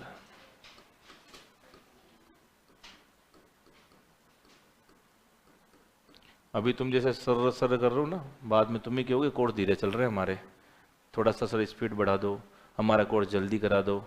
फिर या तो कोर्स जल्दी कैसे होगा, या तो टॉपिक कटेगा या फिर तुम्हारा कटेगा। तुम्हारा मैं काटना नहीं चाहता, टॉपिक में काटना चाहता नहीं हूँ। तो इससे बड़े पढ़ लो शांति से, चाँ चू मत करो ज़्यादा।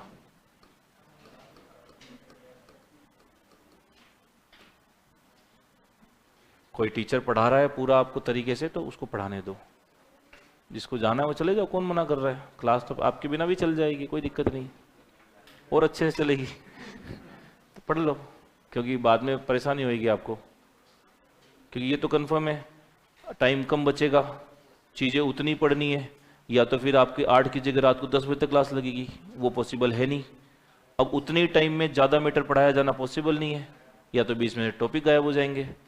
टॉपिक गायब है तो आपको दिक्कत आएगी एग्जाम में, इसलिए हेडिंग लगाओ शांति से। एक उंगली रखो मुंह पे और एक रखो कॉपी पे और लिखते रहो। रदरफोर्ड का परमाणु मॉडल। और दूसरी बात कि रदरफोर्ड का जो परमाणु मॉडल है, इसने अपने मॉडल को किस एक्सपेरिमेंट के द्वारा समझाया था? अल्फा कण प्रकीर्णन प्रयोग द्वारा, अल्फा पार्टिकल स्कैटरिंग एक्सपेरिमेंट। तो ऑब्लिक में लिखो अल्फा कण प्रकीर्णन प्रयोग, अल्फा पार्टिकल स्कैटरिंग एक्सपेरिमेंट।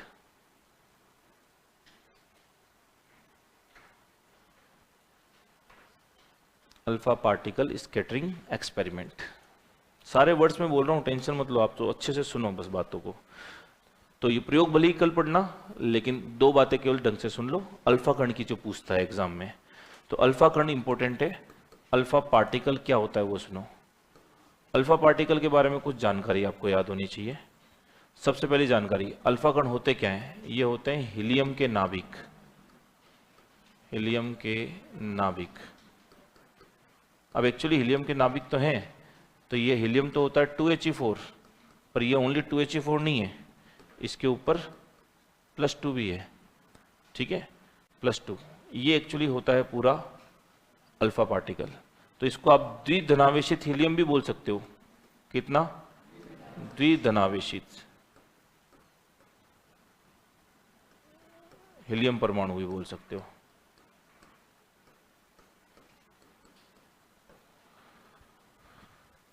मतलब ऐसा हीलियम जिसने क्या कर रखे हैं? 2 इलेक्ट्रॉन त्याग रखे हैं। तो अब इस हीलियम के पास इलेक्ट्रॉन कितने बचे? 2 ही तो थे और 2 ही निकाल दिए। मतलब अल्फा पार्टिकल के पास कोई इलेक्ट्रॉन नहीं होता, और जब कोई इलेक्ट्रॉन नहीं होगा तो उसके ऊपर चार्ज कौन सा होगा? पॉजिटिव होगा। तो दूसरा क्वेश्चन, अल्फा पार्टिकल पर कौन सा आवेश होता है? धनावेश होता है। तो ये धनावेशित होते हैं। ये दूसरा क्वेश्चन, क्योंकि इसी कॉन्सेप्ट से आगे आपको इसका मॉडल समझ में आएगा। क्योंकि उसने एक लाइन बोली है कि लगभग 20,000 में से एक कण वापस आ जाता है, कि एक कण, एक अल्फा कण 20,000 में से जाकर के वापस आ रहा है। अब अल्फा पॉजिटिव है, पॉजिटिव जाके वापस आ रहा है, दैट मीन्स वहां बीच में भी कौन सा चार्ज है? पॉजिटिव ही है। तो उसने बोल दिया भाई बीच में पॉजिटिव, मतलब बीच में कोई ऐसा पार्टिकल है जो धनावेशित है और जो एक केंद्र में रखा हुआ है, उसको नाभिक बोल दिया उसने। इसलिए रदरफोर्ड ने किसकी खोज कर दी? नाभिक की खोज कर दी। तो ये धनावेशित होता है, पॉजिटिवली चार्ज होता है। दूसरी बात, तीसरी बात, इसका मास कितना है? द्रव्यमान कितना है? द्रव्यमान कहां से देखते हैं हम? द्रव्यमान कैसे देखते हैं? किससे? मोल कहां से? मोल कहां से गया इसमें? द्रव्यमान देखते हैं किससे? प्रोटॉन प्लस न्यूट्रॉन से। तो इसका द्रव्यमान कितना है भाई? 4। 4 क्या? mu, ठीक है, 4 mu। 3 बातें ही क्लियर। चौथा, अगर आपने क्या किया, 2 प्लेटें लगाई, एक प्लस एक माइनस, उसमें से अल्फा पार्टिकल निकाला, तो ये किस प्लेट की ओर मुड़ता है? माइनस। जो क्या बताता है इस पे कौन सा चार्ज है? तो यह हमेशा नेगेटिव प्लेट की ओर मुड़ता है। इतनी जानकारी आपको इसके बारे में पता होनी चाहिए। क्लियर है? चलो बहुत है आज के लिए, इतना लिख लो। हाँ लिखाएंगे, लिखो पहले इतना लिखो।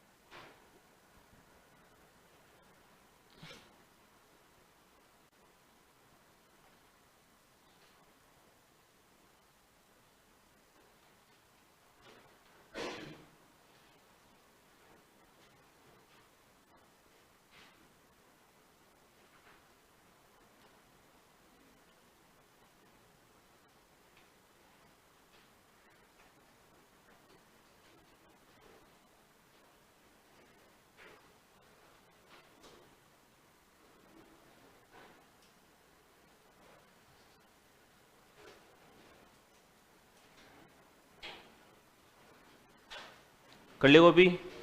चलो अब बाकी का जो एक्सपेरिमेंट है उसमें 15-20 मिनट लगेंगे, इसको अपन कल डिस्कस करेंगे। ठीक है भाई, थैंक यू। समझ में आ रही केमिस्ट्री अच्छे से? ओके।